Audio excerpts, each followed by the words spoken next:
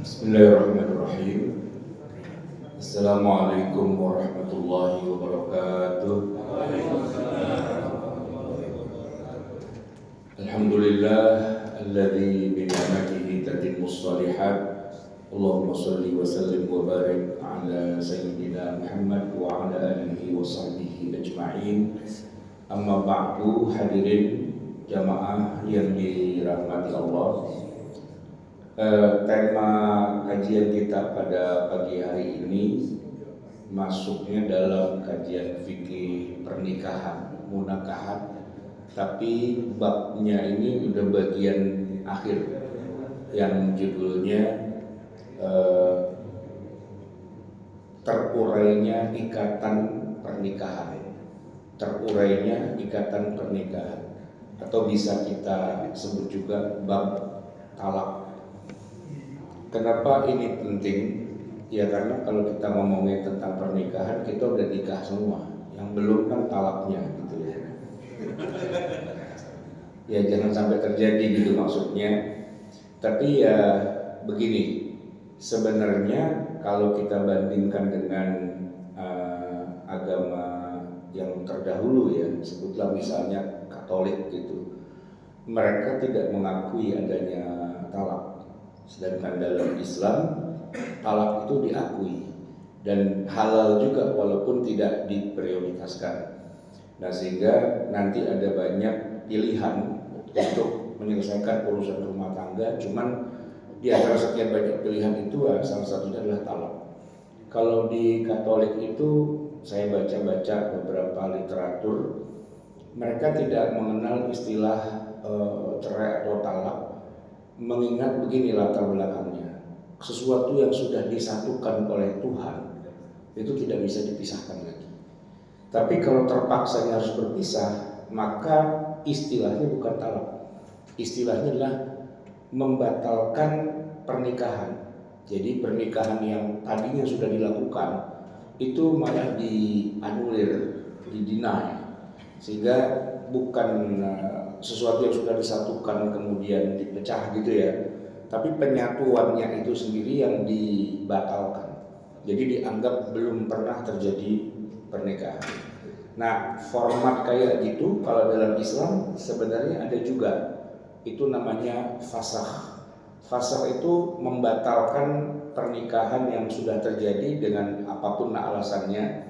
Tapi bedanya dengan talak adalah kalau talak itu secara hukum mengakui pernikahan itu sudah berjalan resmi, sah, kemudian dihentikan. Nah, sedangkan kalau fasakh itu pernikahannya tidak pernah diakui, dianulir begitu. Dan itu bisa terjadi juga dalam agama Islam dalam kasus-kasus tertentu. Misalnya apa? Suami istri akhirnya terbukti mereka itu masih mahram, pasangan yang tidak boleh menikah, tapi ya entah bagaimana mereka menikah. Biasanya ya kasusnya adalah kasus ternyata terbukti mereka itu saudara sesusuan. Itu kan kalau pernah menyusu pada ibu yang sama walaupun bukan ibu kandung ya. Nah itu kan terjadi kemahroman. Nah karena itu terjadinya zaman mereka masih kecil, setelah itu mereka terpisah gitu ya. Ya mungkin gedenya udah nggak ngeh gitu. Ya kan begitu pas udah nikah, udah punya anak 2, 3, baru nyambung itu sanatnya, lah ini ternyata saudara sesusuan loh kalian ini berdua gitu ya. Nah itu nggak dicerai, difasakh, dibatalkan, dianggap tidak pernah terjadi pernikahannya, sehingga yang laki-laki itu tetap statusnya adalah perjaka dan yang perempuan itu statusnya adalah perawan, walaupun anaknya udah 2 atau 3 gitu, tapi statusnya perawan karena dianggap tidak pernah terjadi pernikahan, itu sebuah kesalahan sejarah begitu. Nah atau ada kasus lagi kalau ini di Arab ya kebanyakan, di kita mah ada mungkin tapi diam-diam begini. Dulu Nabi SAW itu ketika menikah yang ketiga setelah istri beliau wafat ya Khadijah itu, kemudian nikah yang kedua dengan Saudah. Nah yang ketiga itu Nabi menikah dengan Aisyah radhiyallahu anha. Tapi asal tahu aja, ini tradisi memang. Aisyah itu dinikahi oleh Nabi ketika masih usia 6 tahun. 6 tahun. Ya, 6 tahun itu kalau kita nih Pak ukurannya sekarang, anak kita 6 tahun lagi mau daftar SD itu Pak. Ya kan? Nah, tapi memang walaupun begitu statusnya adalah istri Nabi, tapi Aisyah tetap tinggal di rumah bapaknya, di rumah Abu Bakar. Belum serumah dengan Nabi, karena yang masih kecil. Nanti begitu Aisyah udah gede, udah usia haid ya, sudah bisa secara biologis tuh sudah bisa melakukan tugas sebagai istri gitulah ya. Barulah dia boyong ke rumah Nabi. Itu digambarkan di usia 9. Ya memang mungkin secara ukuran biologis kalau kita ya anak perempuan 9 tahun berarti kelas 3 SD kali gitu ya. Tapi orang Arab mungkin beda kali postur tubuhnya dan sebagainya. Begitu dia dapat haid dia sudah matang gitu. Nah, menikahi anak kecil ya kalau di kita kan zaman sekarang dianggap apa itu namanya kriminal, pedofil apalah gitu ya. Tapi dalam tradisi bangsa Arab itu memang terjadi dan Islam akadnya diakui, akadnya ya, tapi tidak boleh melakukan hubungan suami istri karena anak kecil. Tapi akadnya diakui. Jadi saya punya dosen orang Madinah, tapi asalnya dari Yaman. Dia cerita, kami di Yaman di zaman modern sekarang terbiasa kami itu mengikat hubungan persaudaraan saya dengan teman saya dengan sahabat itu dengan cara kita berbesanan. Anak lu yang masih umur TK kawinin tuh sama anak gua yang masih SD gitu, masih kecil-kecil.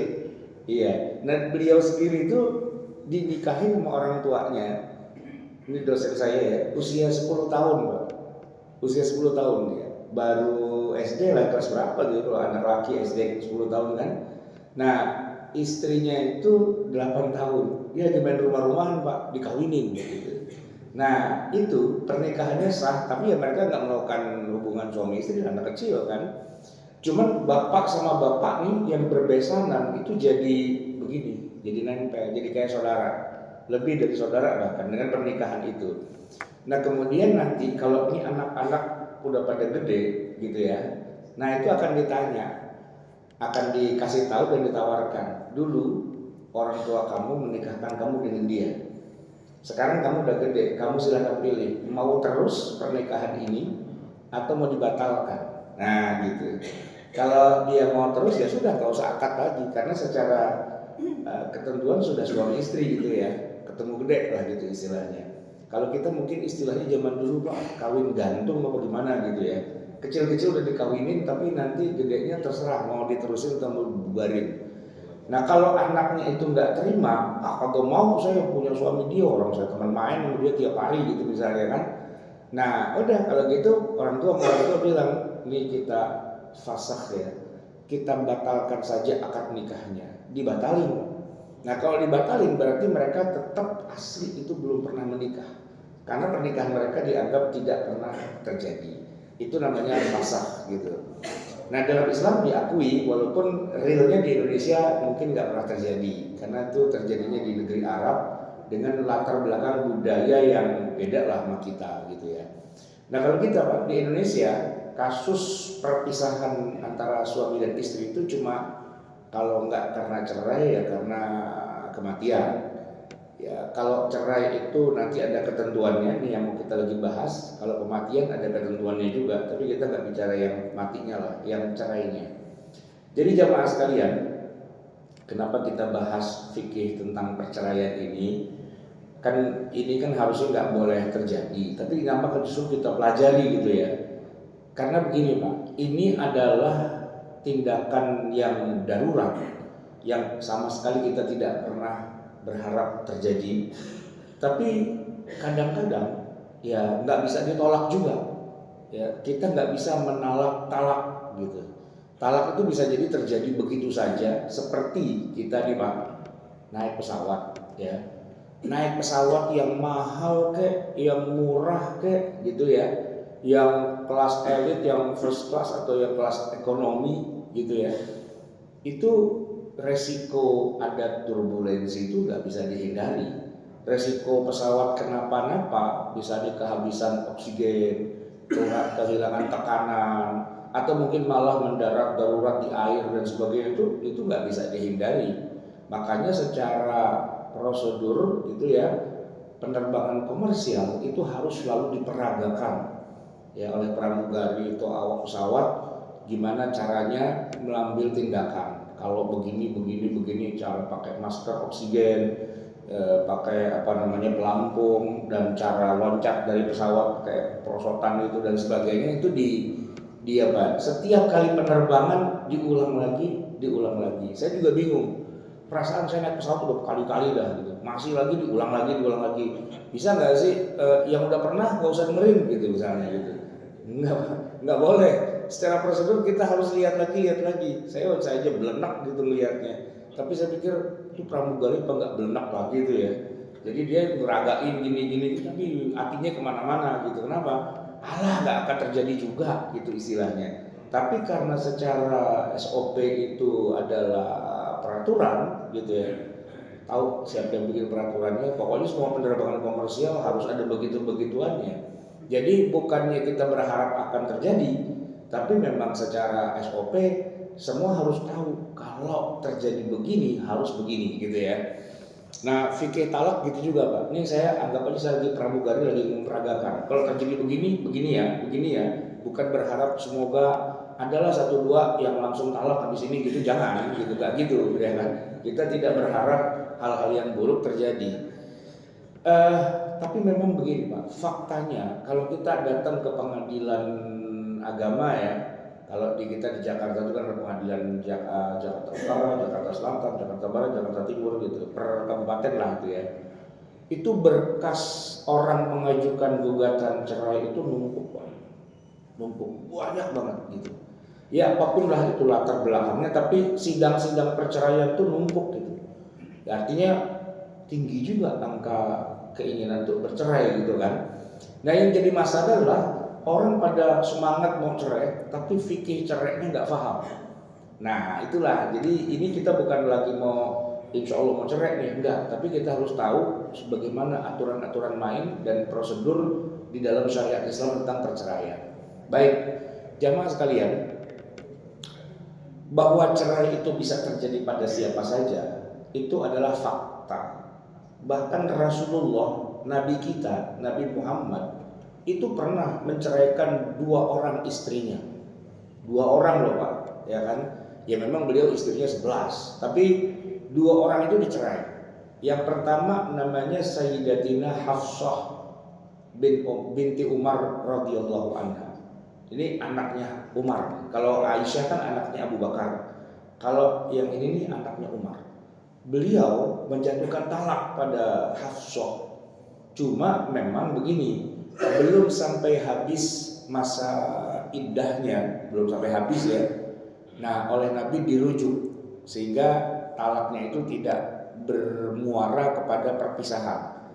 Jadi jika dijatuhkan talak, lalu di masa iddah itu dirujuk. Nah maka Sayyidatina Hafsah itu terhitung sebagai min ummahatil mu'minin, ibunda orang-orang beriman. Tapi yang satu lagi saya juga lupa siapa namanya gitu ya, itu pernah dinikahi sama Nabi dan oleh Nabi dijatuhkan talak, dan sampai habis masa iddahnya itu tidak dirujuk. Maka kita juga nggak ingat siapa itu ya wanita itu. Pokoknya pernah ditalak sama Nabi dan dalam sirah itu nggak tercatat gitu namanya, kecuali diselidiki katanya siapa gitu namanya. Artinya seorang Nabi Muhammad yang katanya orang yang paling baik akhlaknya, ya kan? Innama bu'itsu liutammima makarimal akhlak. Aku diutus untuk menyempurnakan akhlak, ya kan? Atau kalau kata Aisyah, kana khuluquhul Quran. Akhlaknya Rasulullah itu adalah Al-Quran, ya. Dan Nabi adalah orang yang paling baik pada keluarganya, ya kan? Ahsanuhum li ahlihi wa ana ahsanukum li ahli. Sebaik-baik kamu adalah orang yang paling baik pada keluarganya, pada istrinya, dan aku adalah orang yang paling baik pada istriku.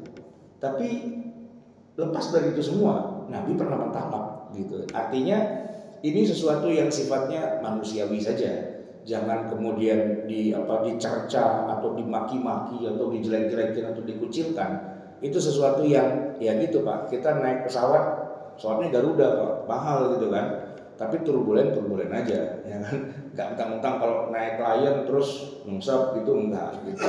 Nggak harus gitu ya. Walaupun kalau naik Lion mungkin delay gitu. Karena kan kalau nggak delay kita bilang, wah tumben nggak delay gitu. Biasanya kan delay gitu. Delay airline gitu, nanti insya Allah akan ada pesawat mereknya delay airline. Jadi kita masuk kepada bab talaknya. Talak itu apa sih? Talak itu adalah kata-kata yang tidak bisa ditafsirkan lain kecuali memutuskan hubungan suami istri yang dilakukan oleh seorang suami yang sah kepada istrinya yang sah dari sebuah perkawinan yang sah. Panjang tuh Pak definisinya. Ya, jadi gini Pak, yang bisa menjatuhkan talak itu hanya suami. Istri tidak bisa menjatuhkan talak. Itu pun suami hanya bisa menjatuhkan talak kepada istrinya dia. Kalau kepada istri orang itu nggak bisa. Ada emak-emak lagi lewat, bu, ibu saya talak, gitu. Nggak ngaruh, gitu, ya kan? Nah, hanya pada istrinya dia yang berangkat dari sebuah perkawinan yang sah. Artinya kalau dia belum kawin, ya baru pacaran doang, baru kesem-sem doang gitu, itu nggak ada istilah udah saya talak tuh. Siapa emang dia? Calon istri saya. Calon istri itu nggak bisa ditalak gitu karena bukan istri. Nah, talak itu hanya bisa dijatuhkan oleh suami kepada istrinya yang sah dalam sebuah perkawinan yang sah. Itu namanya talak. Nah, kalau itu tidak terpenuhi maka itu bukan talak. Yang kedua, jamaah sekalian, tadi saya katakan, ini penegasan lagi, talak itu adalah ungkapan yang tidak bisa ditafsirkan lain kecuali hanya talak itu. Makanya kata yang digunakan harus magic word, harus kata-kata yang tegas. Kamu saya cerai, kamu saya talak, begitu. Tapi kalau kalimatnya bisa bersayap, bisa ditafsirkan ke sono ke sini, maka itu bukan talak. Kecuali kalau nanti dikonfirmasi. Misalnya nih ya, suami bilang sama istrinya, kalau kamu begitu terus nanti saya talak loh, gitu. Nah itu kalimat itu tidak talak. Kenapa? Karena masih ada sangkut pautnya. Kalau begini saya talak. Kalau, ya kalaunya kejadian apa enggak? Nah kalau enggak ya enggak talak. Dan itu rata-rata kita nih semua bapak-bapak yang udah nikah sudah lupa menjatuhkan talak pada istri kita masing-masing. Ketika kita baca sirat ta'liq ya habis akad nikah, ingat nggak Pak? Lupa kali jangan-jangan ya. Begitu terima nih, saya terima nikahnya mas kawinnya tersebut di atas tunai kan gitu ya. Itu Pak, sama Pak Penghulu KUA kita tuh disodorin kertas, suruh baca, suruh tanda tangan. Itu di dalam kertas itu Pak, kita menyatakan istri kita itu kita talak satu. Jadi bunyinya gini. Dengan ini apabila saya melakukan meninggalkan istri, tidak menafkahi atau menyakiti secara fisik dan sebagainya lah gitu ya. Lalu istri saya tidak terima, lalu dia mengadukan halnya ke pengadilan agama, lalu pengadilan agama menerima pengaduannya, maka jatuhlah talak satu. Pak, itu kita udah ngomong talak itu kepada istri kita yang baru 5 menit yang lalu. Susah-susah gimana cara melamar, gimana caranya dapetin istri, begitu akad langsung ditalak gitu. Tapi karena begini, itu kan sirat ta'liq namanya. Sirat ta'liq itu kalau. Nah, selama masih kalau, maka itu bukan talak gitu. Kalau kamu keluar dari rumah, kamu saya talak. Nah, berarti kalau istrinya diem aja nggak keluar Pak, ya udah nggak jatuh, ya kan? Nah itu ada joke itu Pak, zaman dulu itu para ulama suka bikin joke begini. Suami istri itu tinggal serumah, rumahnya ada 2 lantai, atas bawah. Istrinya di atas, suaminya di bawah. Pas istrinya mau turun di tangga itu, suaminya bilang, diam di situ. Kalau kamu turun ke bawah, kamu saya talak. Wah, dia nggak bisa turun. Terus kata suami lagi, tapi kalau kamu naik lagi ke atas, kamu saya talak juga gitu. Lah, tuh ngapain gua di tengah-tengah tangga itu kan? Lalu ditanya kepada ahli fikih, tuh kalau udah kayak gitu gimana jalan keluarnya? Gampang katanya. Suaminya datangin istrinya di tangga itu, terus dia gendong, terus dibawa keluar rumah. Berarti aman. Kenapa? Istrinya nggak turun, digendong sama suaminya, itu nggak turun gitu istilahnya gitu. Jadi yang namanya talak itu pertama harus tidak bisa ditafsirkan apapun kecuali hanya talak, barulah itu jatuh. Sedangkan kalau belum masih bisa ditafsirkan yang lain, misalnya suami mengatakan pada istrinya, pulanglah kamu ke rumah orang tuamu. Nah itu Pak, tidak bisa dibilang talak, kecuali ditanya dulu maksudnya apa. Maksudnya talak atau bukan? Bukan. Beras udah habis, pulanglah ke rumah orang tuamu, ambil beras. Nah itu iya kan, beda gitu. Kata-kata talak itu nggak bisa sama dengan istilah pisah. Ya suami bisa aja boncengin bininya, terus turunin di jalan, terus kata suaminya, kita berpisah di sini istriku. Iya bang, ntar sore jemput lagi di sini ya. Iya gitu. Oh lagi nganterin ke halte bis, ya, kita berpisah di sini gitu kan. Jadi ya nggak ujuk-ujuk ngomong pisah lantas jadi talak. Kemudian yang juga penting banget dan ini yang menurut saya perlu diingatkan kepada halayak gitu ya, bahwa walaupun seorang suami sudah menjatuhkan kata talak yang tegas, yang tidak bisa ditafsirkan kecuali hanya talak, kamu saya talak sekarang ini juga, kan jatuh tuh Pak, talak satu gitu ya. Nah yang jadi masalah tuh gini Pak, kebanyakan kita hasil dari nonton sinetron ya, itu langsung berpikir kalau suami sudah mengucapkan kata talak dan jatuh talak satu, langsung istri itu pulang, keluar dari rumah suaminya. Ya adegan di sinetron itu Pak, begitu bilang ya sudah kalau gitu sekarang kamu saya talak, gitu kan. Istrinya itu langsung ke kamar, ya ngambilin baju, masukin koper, nyeret koper ke pinggir jalan, berhenti taksi, pulang. Itu dia pikir itulah talak gitu. Nah itu Pak, kalau orang ngajinya sama sinetron kayak gitu tuh Pak, ya kan, belajar agamanya sama sinetron. Kalau dalam syariat Islam ya, kata-kata talak yang sah itu tidak langsung membuat suami istri itu terputus. Mereka tetap masih suami istri dan terputusnya masih delay Pak. Delaynya 3 bulan. Ya, delaynya 3 bulan. Ini delay paling lama gitu ya. Jadi dikatakan gini sama suaminya kepada istrinya, hari ini kamu saya talak, kita sudah cerai gitu kan.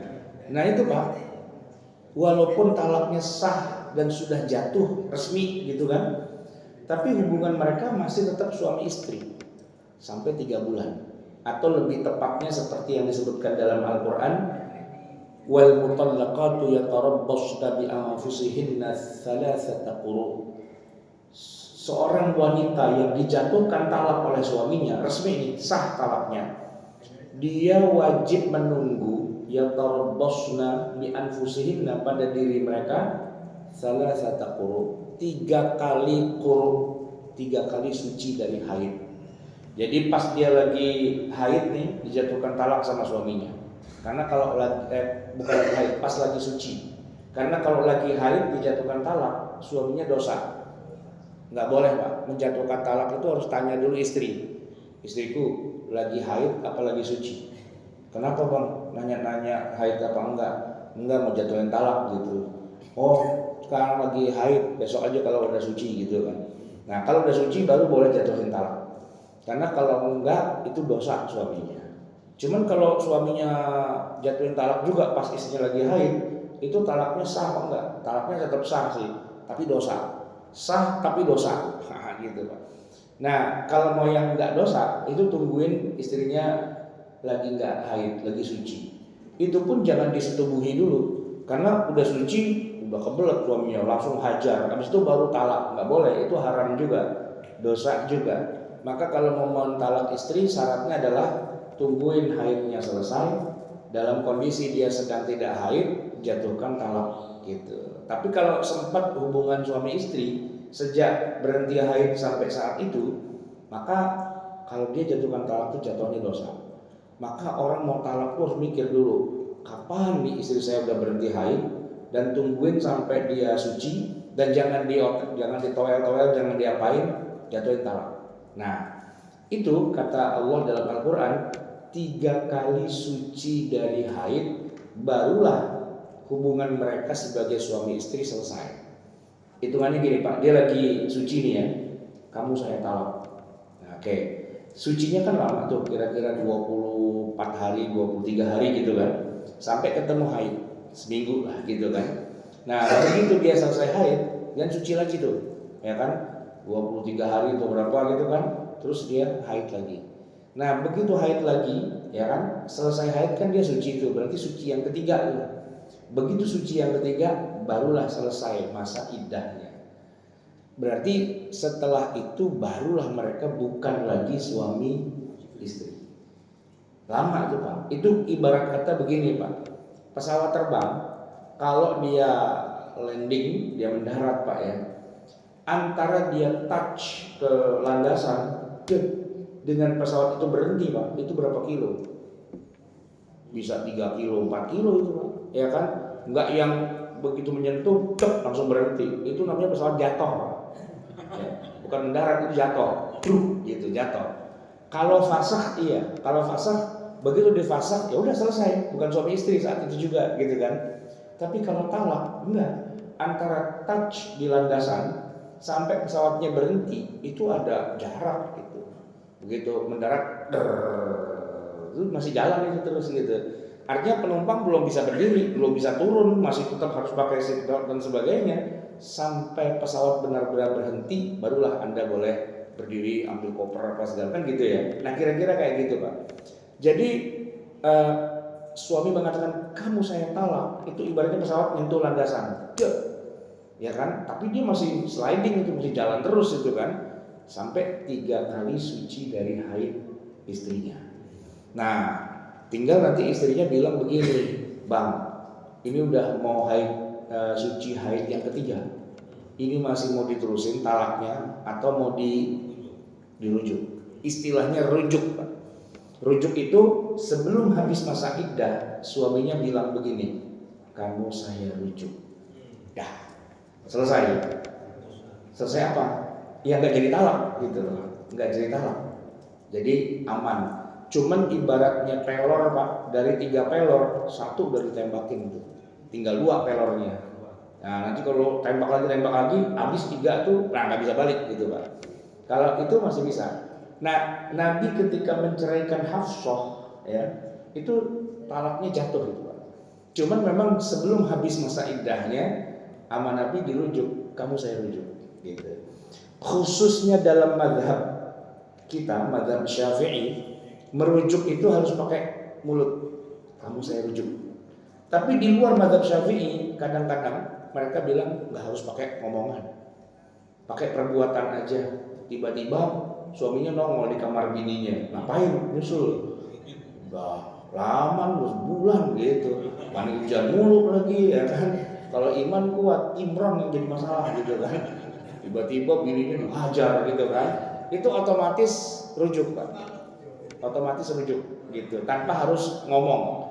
Kalau dalam mazhab Syafi'i harus ngomong. Tiba-tiba lakinya main tegar aja gitu kan. Bininya tanya, "Bang, nyemput. Ini lagi posisi lagi masa iddah nih. Rujuk apa gimana?" Ya udah rujuk. Nah, udah ya terusin gitu. Ya. Yang penting suaminya bilang rujuk aja gitu. Karena kalau nggak pakai bilang rujuk, jatuhnya jadi masalah gitu. Cuman ngomong rujuk gitu doang sih. Ya, istri juga bisa nanya, "Rujuk nggak nih?" Oh, ya udah jadi gitu kan. Tapi kalau di luar mazhab Syafi'i, nggak usah pakai bilang rujuk. Isinya langsung digiling aja udah selesai itu Pak. Ya kan? Di blender ininya itu langsung selesai itu udah. Nah, artinya talak yang jatuh itu tidak lantas membuat hubungan mereka putus. Tapi harus ada 3 bulan lah kira-kira gitu ya. Nah, cuman kalau istrinya itu sudah nggak haid lagi, ya kan? Maka hitungannya bukan 3 kali suci dari haid, ya 3 bulan.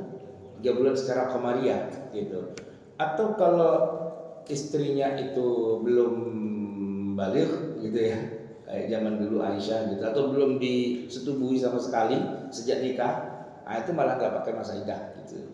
Yang udah pernah disetubuhi walaupun cuma sekali itu kalau dicerai harus ada masa iddahnya. Nah, jamaah sekalian, seandainya masa iddah sudah terlewati dan suaminya sama sekali tidak merujuknya, barulah itu mereka bukan suami istri. Tapi kalau suatu hari nanti pasangan ini ternyata masih ada masih ada gregetnya lah, masih saling mikirin, masih saling apa dan sebagainya, lalu mereka memutuskan untuk balikan lagi, bisa nggak? Bisa nggak? Bisa, ya sangat bisa. Tapi namanya bukan rujuk Pak, istilahnya nikah ulang. Nah, nikah ulang, ya kayak kemarin ketika awal nikah yang pertama. Nah kalau rujuk itu sebelum masa iddah cuma ngomong, kamu saya rujuk, selesai. Tapi kalau masa iddahnya udah selesai, gitu kan, udah masing-masing nih hidupnya, gitu kan. Yang ini udah pacaran, kemana-kemana pun nggak jodoh juga. Begitu lebaran Pak, ketemu dan CLBK, cinta lama belum kelar, gitu kan. Ya habis mereka suami istri kan, apalagi masih ada anak dan sebagainya gitu.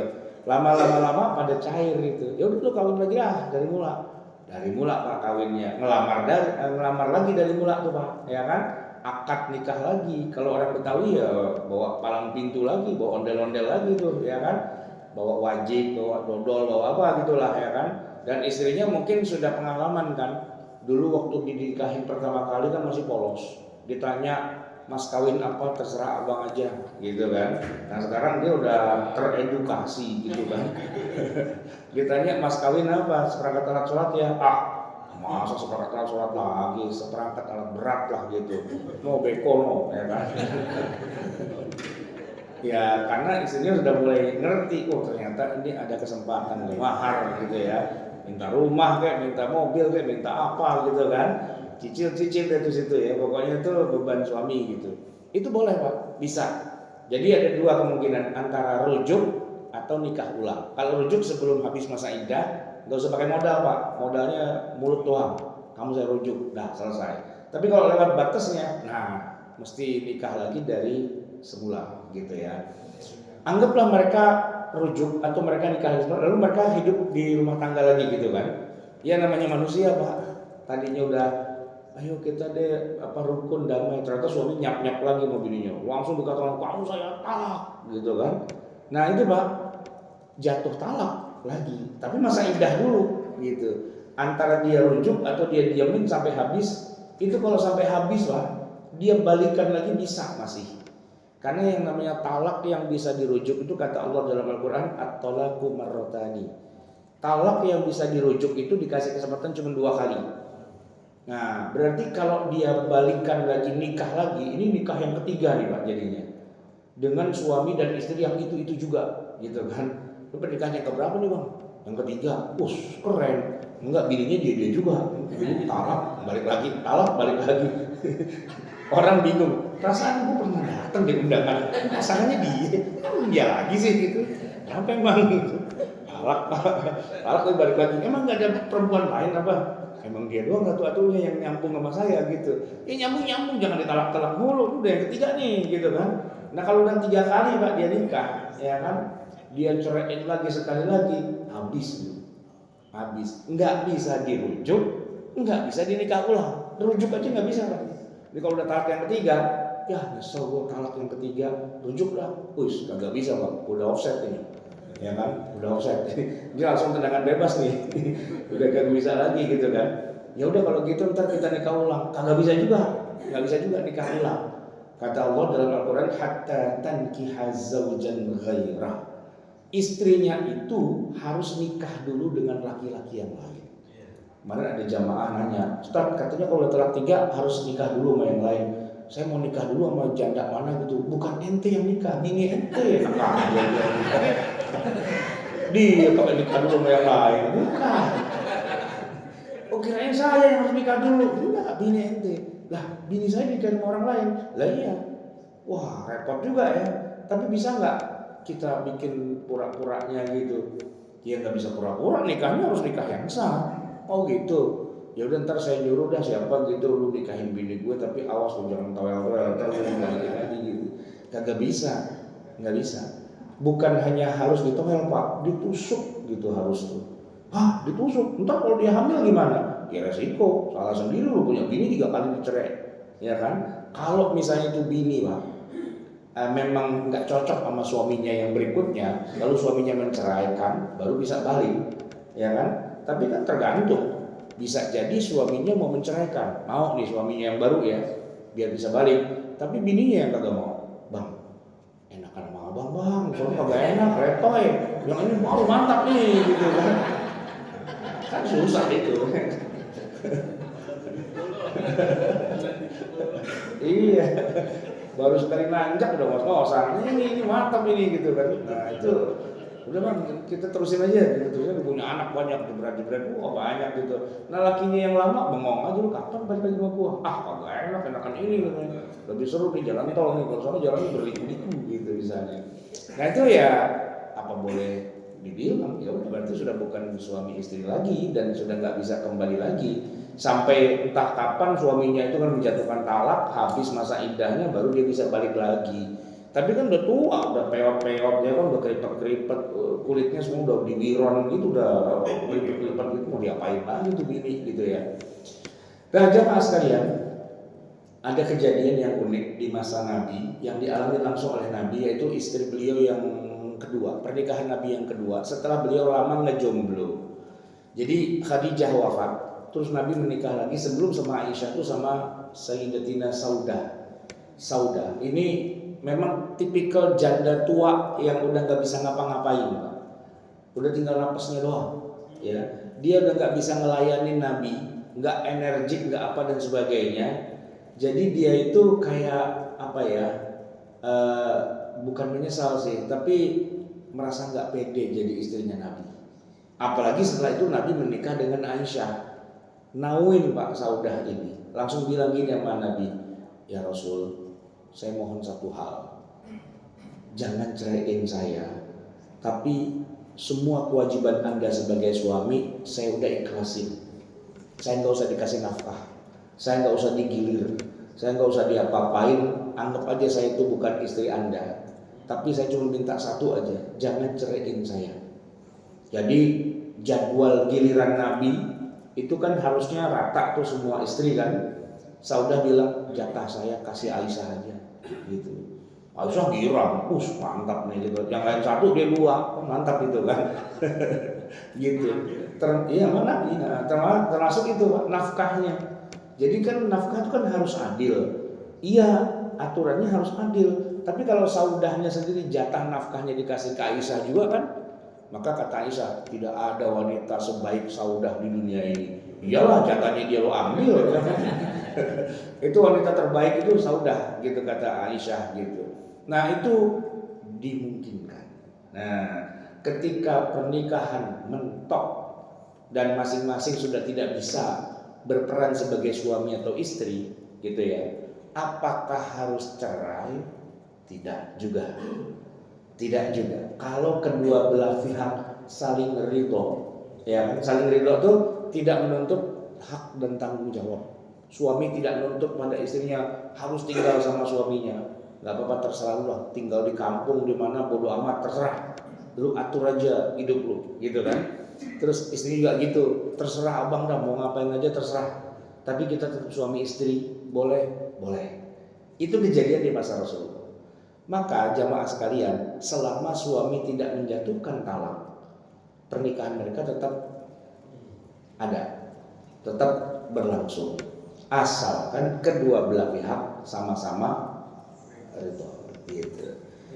Saya gitu Pak, saya tuh melihat banyak orang waktu saya ke Hong Kong ya, itu kan suami istri pisah tuh LDR, yang bininya di Hong Kong 2 tahun, 4 tahun, berapa tahun, lakinya di kampung halaman, ya kan, nggak pernah ketemu, nggak pernah dapat nafkah lahir batin dan sebagainya. Nah itu kalau dia mau kawin nggak bisa, ya, yang istrinya gitu, wah suami saya tahu kemana gitu ya, pernah nggak dijatuhkan talak? Enggak. Ada nggak kabar bahwa suaminya mati? Enggak. Ya berarti Anda masih istrinya. tapi tahu suami saya ada di mana gitu ya. Ya terserah. Tapi selama suami tidak menjatuhkan talak, ya belum jatuh talaknya. Nah oleh karena itu, kalaupun misalnya dia mau ngurus, ya dia ke pengadilan lah untuk minta ajukan gugatan perceraian dari suaminya. Ntar suaminya dicari, negara yang nyari itu, ya kan? Mana diubek-ubek gitu.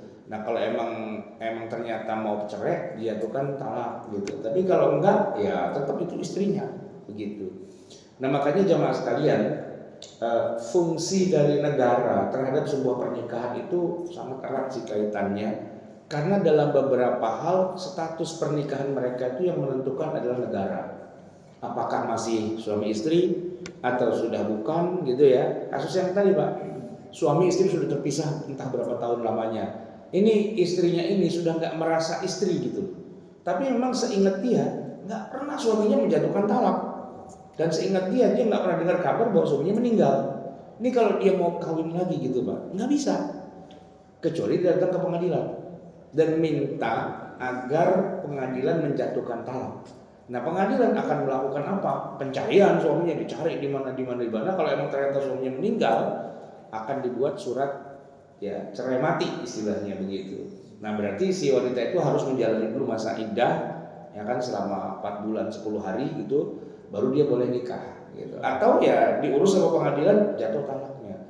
Yang jadi masalah Pak, banyak orang zaman sekarang entah siapa yang ngajarin, kawin aja Pak, nggak pakai urusan negara, nggak ada surat nikahnya, nggak ada KUA-nya, tidak diakui oleh negara.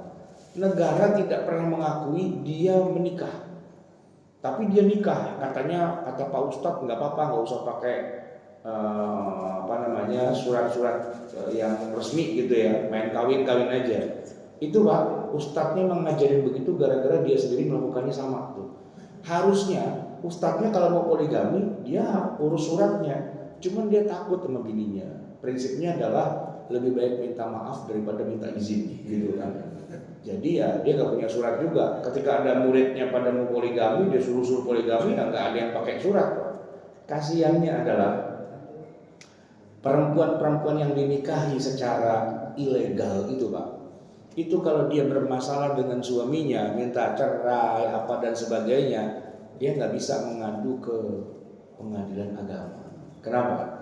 Karena pengadilan akan minta bukti dulu. Anda istrinya, buktikan bahwa Anda istrinya. Mana suratnya? Surat pernikahan Anda dengan laki-laki itu mana? Waduh Pak Hakim, mohon maaf, dulu kita nikahnya cuma di pengajian doang, di pesantren doang. Ada sih, tapi kop surat yayasan gitu. Ya kagak bisa lah. Masa surat nikah kop surat yayasan? Kayak polisi Pak. Polisi memberhentikan kita di pinggir jalan mau ditilang, minta SIM STNK, kita keluarin surat Yasin. Ya kagak bisa gitu kan. Mana surat izin mengemudi? Ada nih Pak, kop surat yayasan. Kata guru saya udah boleh bawa mobil. Bukan guru lu yang bolehin, polisi yang bilang bikin SIM gitu kan. Nah kita tuh Pak rata-rata nggak peduli dengan begitu-begitu, dianggapnya negara lu togut ya apa segala macam gitu kan. Dia nggak punya legalnya. Nah kalau dia nggak punya legal, tidak terbukti bahwa dia adalah istri dari si laki-laki itu, negara nggak bisa ngambil tindakan, nggak bisa manggil suaminya. Kenapa? Orang bukan suaminya kok, gitu, nggak ada bukti legalnya. Nah itu Pak kejadian tuh. Kapan itu ada emak-emak jamaah pengajian ngadu, Pak Ustadz tolong ceraiin saya. Kagak bisa Bu, ibu bukan istri saya, gimana saya nyeraiin ibu gitu. Ya maksudnya biar suami saya menceraikan saya, cari suami ibu gitu. Itu dia nggak ketemu, suami saya nggak mau nyeraiin gitu. Katanya ke pengadilan, ibu udah ke pengadilan, udah ditolak ke pengadilan. Kenapa? Saya nggak punya surat nikah sama suami saya.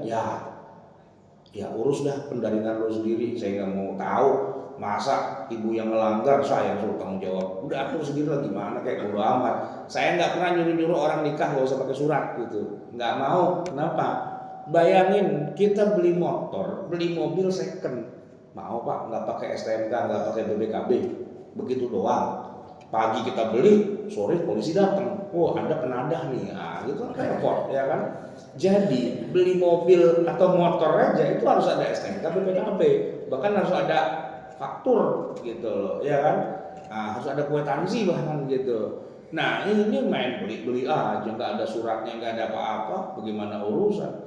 Boleh jadi tuh perempuan itu masih bini orang, yang dia ribut sama lakinya tahu di mana, main nikahin aja, nggak sah itu Pak pernikahan itu, dan difasah itu. Ternyata bini saya bini orang, begitu.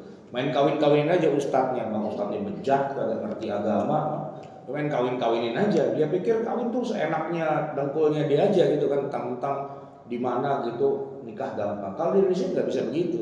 Harus dipastikan seorang laki-laki kalau dia mau menikah dengan seorang perempuan, ya dia datang ke KUA dan kemudian dia urus suratnya dan sebagainya, biar pernikahannya sah, anaknya dapat akte kelahiran gitu ya. Mereka juga punya hak kalau terjadi apa-apa dibawa ke pengadilan dan seterusnya.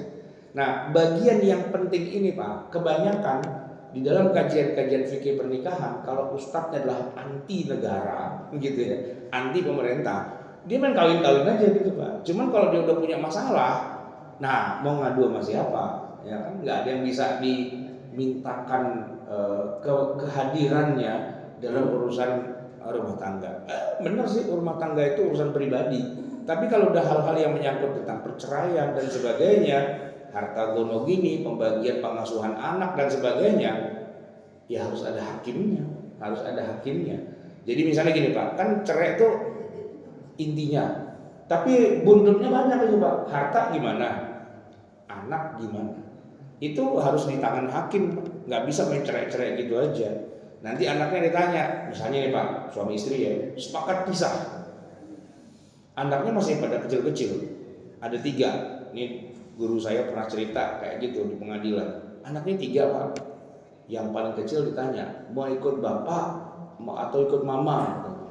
Karena dia masih kecil Pak, dia masih butuh banget sama emak gitu kan. Dia bilang ikut mama, langsung lihat nemprok sama ibunya. Nah yang 2 ditanya sama hakim, yang abangnya nih, kamu mau ikut bapak apa ikut mama? Dia lihat bapaknya gitu, dilihat emaknya, tapi lihat adiknya, enak banget tuh mau emak, saya sama mama juga. Wah dia nemprok sama emaknya. Tinggal anak yang paling gede, ini udah gede nih Pak, ya kan? Dia lihat bapaknya, dia lihat ibunya, tapi lihat 2 orang adiknya mau emak. Saya sama mama juga deh. Iya bertiga. Nah suaminya kata Pak Hakim, saya juga sama mama deh kalau gitu. Jangan dicerai. Rajin udah kumpul gue sendirian gitu kan. Gak jadi cerai nih Pak, enggak dah katanya. Enakan bareng-bareng katanya. Apapun yang terjadi, pertahankanlah pernikahan itu. Walaupun pahit, walaupun udah nggak ada rasa dan nggak apa. Ya Nabi tuh ada tuh Pak yang kayak gitu. Yang pernikahannya berlangsung tanpa rasa, tapi dipertahankan statusnya dengan saudah gitu ya. Tapi ada juga yang pernikahannya sudah berakhir, rasanya masih berasa. Itu yang bikin ngamuk Aisyah, yaitu ketika Nabi menikah dengan Khadijah dan Khadijah sudah wafat. Cuman walaupun Khadijah sudah wafat, Nabi Pak, kalau yang namanya sama keluarganya Khadijah royal banget, kasih duit, kasih ini, kasih apa, Aisyah cemburu Pak. Tapi memang Nabi selalu menyebut Khadijah. Itu kalau bahasa kitanya tuh Pak, ada lagunya tuh, First Love Never Die. Ya cinta pertama Nabi itu Khadijah ya kan. Jadi dan ketika Khadijah wafat itu tahun duka cita resmi itu Pak dalam sirah nabawiyah, wafatnya Khadijah Nabi secara resmi mengumumkan inilah tahun duka cita gitu. Dan Nabi nggak langsung nikah, ngejomblo dulu. Lama itu Nabi ngejomblonya sampai kawin sama Aisyah tuh lama jaraknya gitu kan. Seolah-olah Khadijah itu tidak tergantikan. Kalau lagunya zaman sekarang itu judulnya Nothing Gonna Change My Love For You. Jadi memang romantismenya Nabi sama Khadijah itu kan istri paling lama. Dari Nabi sejak perjaka usia 25 sampai Nabi wafat usia 52 atau 53 gitu ya. Nabi hijrah ke Madinah. Nah, itu lama itu ya kan. Dan selama menikah dengan Khadijah Nabi tidak pernah istilahnya menduakan Khadijah. Bahkan sampai Khadijah wafat pun Nabi tidak langsung kawin lagi. Kan kalau orang sekarang begitu bininya dikuburin Pak, besok pagi dia udah kawin lagi tuh, ya kan? Cepet banget tuh, nggak pakai masa iddah. Kagak lah kalau laki nggak usah pakai iddah gitu kan, nggak usah nungguin bini meninggal. Saya kemarin tuh ada datang ke satu rumah sakit, ada jamaah pengajian itu, dia bilang Pak Ustadz doain istri saya nih, kayaknya udah nggak lama lagi hidupnya. di rumah sakit Pak, itu kanker atau apa gitu kan. Terus ya udah kita doain dan sebagainya gitu. Terus dia bilang gini, Pak Ustadz mohon maaf apa, saya diam-diam udah nikah lagi gitu. Kenapa? Ya habis istri saya sakit begini gimana? Apa yang mau saya harapin gitu. Itu kebetulan saya kan sama istri, begitu pulang istri saya bilang dasar laki-laki buaya, bininya lagi sakit dengan kawin aja gitu kan. bisa kan, bisa nggak apa-apa gitu istilahnya. Cuman nggak ada perhatiannya banget gitu istilahnya. Kayak Nabi dong gitu, Khadijah sampai wafat, Nabi kejomblo lama gitu. Nah beda, Nabi sama Khadijah itu emang ya udahlah, you are the love of my life, udah nggak bisa diotak-atik lagi kan.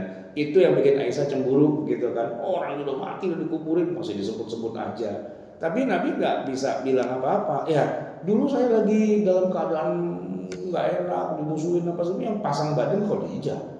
Apapun yang terjadi Khadijah lah yang menenangkan saya. Jadi lu gak usah pakai cemburu sama Khadijah gitu. Biar kata orang yang udah mati, tetap dia adalah segalanya bagiku.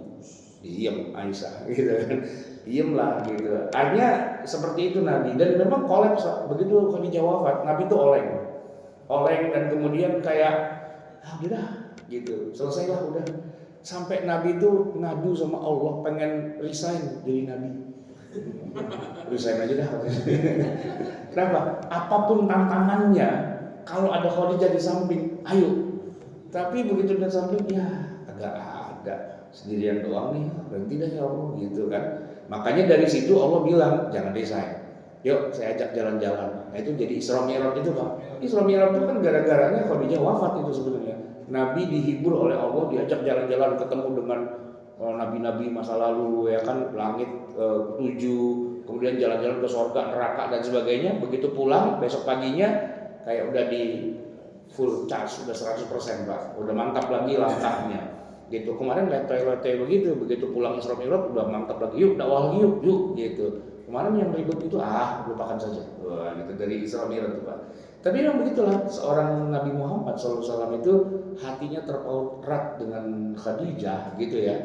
Tidak pernah Nabi itu kemudian menikahi wanita lain selama beliau masih pada Khadijah. Gitu. Jadi kalau yang pada mau nikah lagi tungguin bininya mati dulu baru kawin lagi gitu Pak ya. Baik jamaah sekalian yang dirahmati Allah, sebelum kita akhiri mungkin ada pertanyaan dari jamaah. Oh ya silakan.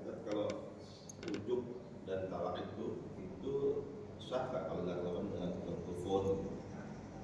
Oh, secara jarak jauh ya. Gini, jadi gini, talak itu atau rujuk itu sifatnya dia ikrar, pernyataan. Jadi tidak harus ada apa istilahnya respon, ya pernyataan aja. Jadi kayak orang kemerdekaan, dengan ini menyatakan kemerdekaan. Belanda nggak bisa bilang nggak setuju, wah terserah gua, gitu loh. Jepang nggak bisa bilang nggak setuju, terserah gua proklamasi. Jadi proklamasi itu orangnya ada, orangnya nggak ada, nggak ngaruh. Saya proklamasi, gitu. Jadi talak gitu juga, istri saya talak, gitu ya jatuh walaupun bininya nggak ada di depan itu. Dan istri nggak bisa bilang objection, keberatan, nggak ada. Talak ya talak aja udah. Rujuk gitu juga. Jadi tanpa harus dikasih tahu pun. Bahkan kalau akad nikah ya, sebenarnya Pak, ini mohon maaf ya, akad nikah dalam agama Islam itu kan tidak membutuhkan jawaban dari istri. Yang ngejawab siapa? Bukan, yang ngejawab suami, yang nikahin wali. Wali nih, ya bapaknya yang perempuan, kamu saya nikahkan dengan putri saya. Itu namanya ijab. Yang qabul siapa? Si suami kan, mantunya. Saya terima nikahnya. Itu Pak, ijab qabul dalam Islam itu antara laki dengan laki gitu. Jadi Islam tuh mengatakan pernikahan itu ijab qabulnya bukan antara laki dan perempuan. Ijab qabul itu antara laki dengan laki. Wah, ini kalau digunting jadi Instagram jadi seru nih Pak. Islam itu melegalkan pernikahan antara laki-laki dengan laki-laki, ya kan? Ijab qabulnya Pak, itu kan laki dengan laki. Kalau pernikahan orang Betawi Pak, perempuan mah taruh di kamar, nggak dimasukin di arena. Jadi kalau yang orang beda lain tuh kadang-kadang suami istri taruh terus kasih kerudung bareng-bareng gitu kan ya. Kalau pengantin Betawi enggak. Mana yang perempuannya mau di kamar. Penghulunya masuk kamar, catat tanda tangan udah keluar lagi. Akad nikahnya majelisnya itu bapak-bapak semua, ya kan? Akad itu terjadi antara laki dengan laki, bukan laki dengan perempuan, gitu. Beda sama gereja. Kalau gereja yang perempuan maju dianterin sama laki-laki pengiringnya, apa sih itu namanya istilahnya? Ada namanya istilahnya gitu kan? Pengiring gitu istilahnya kan. Dan pengiring itu nggak selalu bapaknya, bisa jadi temannya, bisa jadi abangnya, bisa jadi siapa gitu kan. Terus, iya pokoknya gitu. Nah pendeta bilang, maukah kamu hidup setia sampai mati dengan dia? I will. Maukah kamu? I will. Ya udah ciuman berdua selesai gitu doang. Itu kan kalau dalam syariat Islam nggak sah itu Pak, ya kan? Kalau dalam syariat Islam, bapaknya yang perempuan mengatakan kamu saya nikahkan dengan putri saya. Dia jawab, saya terima nikahnya. Gimana saksi? Sah, sah. Al-Fatihah, kan gitu ya kan. Nah tapi kalau cerai itu tidak butuh. Jadi suami mengatakan aja, saya talak istri saya, gitu. Dia ngomong di lapangan gitu. Bininya kagak ada, itu jatuh. Begitu juga setelah itu besoknya dia balik ke lapangan. Udah saya rujuk, udah selesai gitu. Jadi istrinya nggak tahu udah dirujuk. Bang, ini kok main begini aja? Orang kayak mana udah ngomong udah saya rujuk. Lah kok nggak ngomong sama saya? Nggak perlu, ya ikrar aja sendiri. Talak tuh ikrar, rujuk tuh ikrar, gitu. Secara hukum syariahnya. Cuman kalau secara aturan hukum di kita, talak tuh ya harus di depan hakim, istri, suami dan sebagainya. Yang lucu karena kita bercampur dengan hukum barat, ada keberatan dari pihak istri. Saya tidak terima, saya ditalak. Nah gitu tuh naik banding. Gitu. Talak naik banding, ada aja. Iya kan? Cerai naik banding. Oke, ada lagi Pak pertanyaan? Nggak ada ya? Ya inilah, gimana ada pertanyaan? Nggak ya? Ya inilah satu pengajian Pak yang saya berharap jangan ada yang mengamalkannya ya. Biasanya kalau pengajian mari kita amalkan gitu kan. Ini jangan ada satupun yang mengamalkannya. Ini sekedar pengetahuan aja. Hati-hati dengan itu semua. Dan saya pesan jangan ada satupun yang mengamalkannya. Karena ini talak Pak, jangan gitu ya. Apalagi menceraikan dengan habis masa iddah, kemudian fasakh dan sebagainya. Jangan. Tapi itu kita berharap semoga Allah SWT melindungi ya pernikahan kita, langgeng sampai seterusnya, melahirkan anak cucu keturunan yang muslim, yang berakidah, yang menjalankan agamanya, yang bisa menjadi harta terpendam kita nanti di akhirat. Kalau kita sudah nggak ada, mereka lah yang akan kirimkan pahala ke kita terus menerus. Itu saja yang bisa saya sampaikan, semoga bermanfaat. Mohon maaf atas segala kekurangan kesalahan. Hadanallahu wa iyyakum ajma'in. Wassalamualaikum warahmatullahi wabarakatuh.